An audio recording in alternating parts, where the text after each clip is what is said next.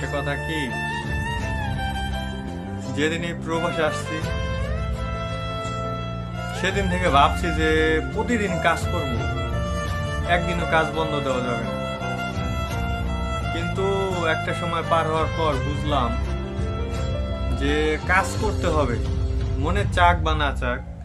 ঘুম থেকে উঠলে মনে হয় যে ইস, আর 10 মিনিট ঘুমাইতে পারতাম, আর 10টা মিনিট ঘুমাইতে পারলে মনে হয় মনটা ভরতো। রমজান মাস, মনে হয় যে আর 10টা মিনিট ঘুমাইতাম তাহলে ঘুমটা পরিপূর্ণ হতো। কিন্তু কিচ্ছু করার নেই, কাজে আসতে হবে, ডিউটি করতে হবে, মাসে 30 দিন ডিউটি করতে হবে। উপায় নেই, কোনো উপায় নেই, কাজ করতে হবে।